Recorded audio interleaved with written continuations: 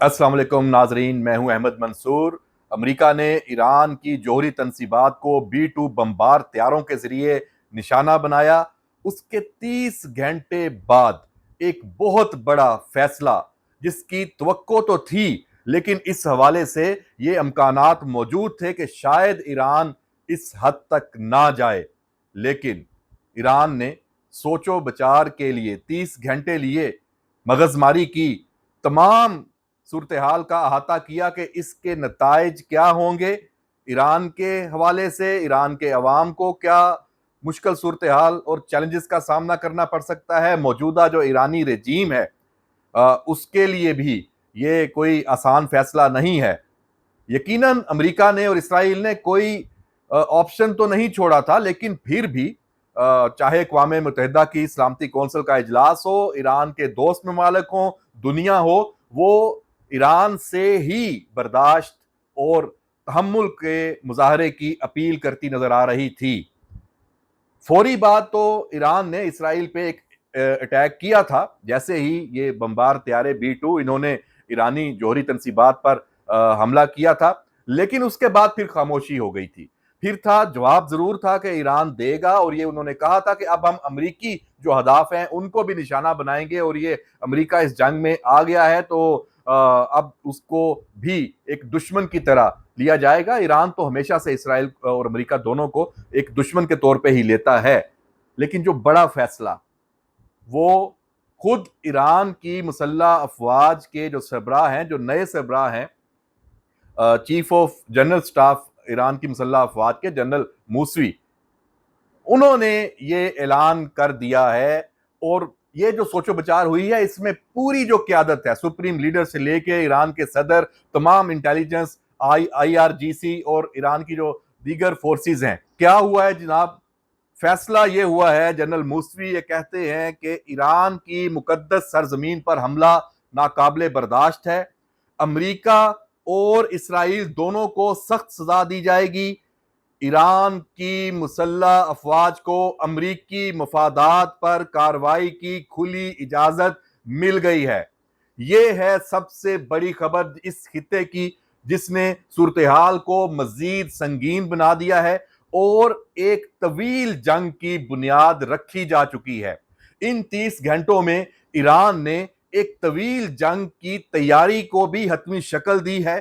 अपने जो उसकी फौजी ताकत है, मिसाइल पावर है, उसको मजीद महफूज बनाने के इकदामात भी किए हैं, क्योंकि इसराइल और अमेरिका का जो अगला निशाना है वो ईरान की यही मिसाइल पावर है।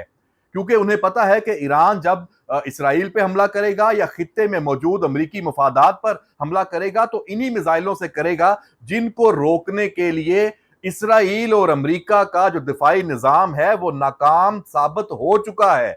ये मिसाइल फायर होते हैं और अपने हदाफ पर गिरते हैं और तबाही मचाते हैं। आयरन डोम हो, एरो 3 हो, या अमेरिकी थार्ड हो, या दीगर जो मिसाइल डिफेंस सिस्टम्स हैं, वो मुकम्मल तौर पे रोकने में कामयाब नहीं हो पा रहे। इसलिए ईरान ने भी एक तो अपने इस मिसाइल जो इसकी कुव्वत है उसको बरकरार रखने के लिए, उसको महफूज बनाने के लिए, और नई प्रोडक्शन, नए मिसाइल बनाने के लिए जो उनकी फैक्ट्रियां हैं और खुफिया मकामात पे, वहां भी काम तेज कर दिया है।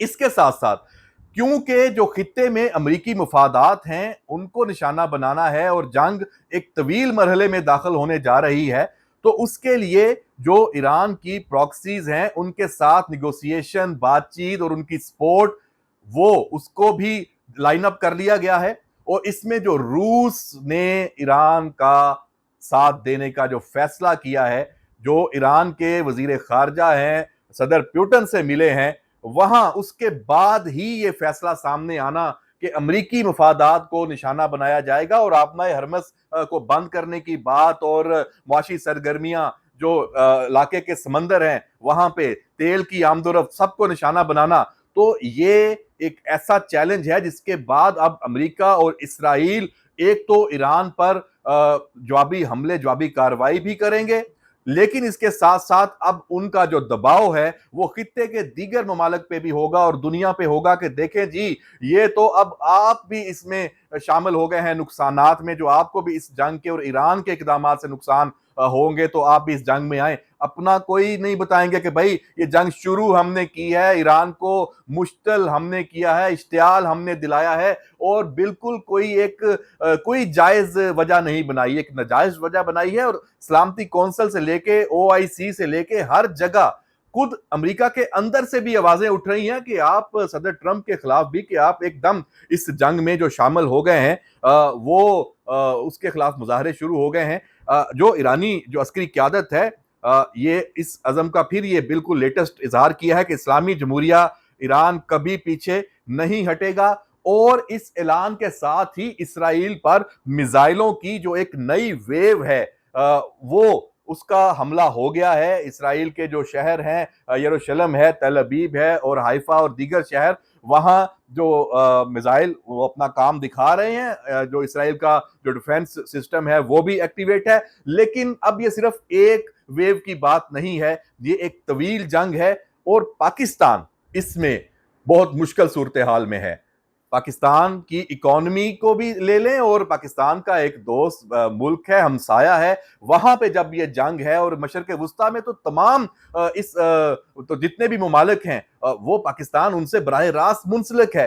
तो पाकिस्तान की कौमी सलामती कमेटी का जो इजलास है उसकी अलग से तफसील कि उसमें क्या फैसले होंगे, लेकिन उससे जुड़ी सिर्फ एक बात, जनाब उस इजलास से पहले जो ईरानी सफीर हैं पाकिस्तान में, उनकी मुलाकात होना वजीर आजम से, और ऐसे वक्त में जब अस्करी क्यादत भी कौमी सलामती कमेटी के इजलास में शिरकत के लिए वहां मौजूद, तो ये एक अरेंजमेंट है, ये मुलाकात, ये पैगाम, और ये ईरानी क्यादत का जो पहला फैसला जो मैंने पहले बताया, ये उसी से आगाही के लिए है। और उसके बाद जो सूरत हाल पैदा होनी है उस पर गौर फिक्र के लिए है। ये बहुत अहम डेवलपमेंट है पाकिस्तान के हवाले से भी, खित्ते के हवाले से तो है ही है।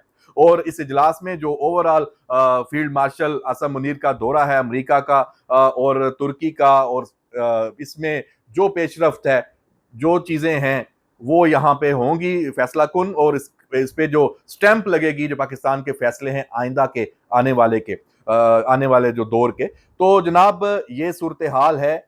मैं यहाँ पे आखिर में ये फिर आगाह कर दूं, ये बता दूं कि अब ये जंग तवील होने जा रही है नहीं, ये तवील जंग का आगाज हो चुका है। और ईरान ने जो ये फैसला किया है कि वो अब अमरीकी मफादात को निशाना बनाएगा, तो अब ये खबरें आना शुरू हो जाएंगी। तो फिर वो कोई एक मर्तबा नहीं बनाएगा, कहीं आपको इराक में अमरीकी अड्डों पे हमले की इतला आएगी, कहीं आपको रेड सी में यमन के जो हौसी हैं वो किसी जहाज को टारगेट करते नजर आएंगे, कहीं आपको शाम में और उर्दन में जो अमरीकी मफादात हैं और जो इसराइल के मफादात हैं और इस ईरान के जो दुश्मन हैं जहां से ईरान पे अटैक हो रहे हैं, वहां पे आपको कार्रवाइयां नजर आएंगी। ईरान पे भी हमले होंगे। ईरान की जो क्यादत है वो पहले से बढ़कर खतरात में आ गई है। क्योंकि इसराइल ने तो पहले ही जो हल्ले में ईरान की क्यादत को निशाना बनाया था, तो ये चीज भी मद्देनजर है ईरान की क्यादत के सियासी और जो फौजी। तो उन्होंने अपनी लाइनअप भी कर ली है कि दूसरे तीसरे चौथे दर्जे की क्यादत है, और जनाब ये फैसला भी कर लिया है कि अगर ईरान की हुकूमत या ईरान का जो ये ढांचा है इसको कोई नुकसान पहुंचता है, जिसका इस वक्त तक कोई फिलहाल बड़ा इम्कान मौजूद नहीं है, लेकिन इसको रखा जरूर जा रहा है इस अपनी तैयारी में और अपनी प्लानिंग में इस इम्कान को। उसके लिए फिर जो एक तवील एक आप कह लें इंसर्जेंसी है, अगर और जो खित्ते में जो ऐसे अटैक्स हैं जिनको आप कह सकते हैं कि जैसे पाकिस्तान में और दुनिया इसको दहशतगर्दी की जंग कहती है, तो फिर ईरान इससे भी पीछे नहीं हटेगा। ईरान तमाम तर वसाइल अपने झोंकने जा रहा है, और उसने फैसला कर लिया है कि आर या पार, और अपनी जो तारीख है उसको रकम करना है। ये सूरत हाल बिल्कुल भी कोई ऐसी नहीं है कि इससे दुनिया मुतासर नहीं होगी। दुनिया एक शदीद खतरे में आ चुकी है। आगाज इसराइल ने किया है और उसको बढ़ावा अमेरिका ने दिया है, और ईरान भी पीछे नहीं हट रहा। देखते हैं आगे क्या होता है। इस सारी सूरत हाल पर नजर रखेंगे। इजाजत दीजिए, अल्लाह हाफिज।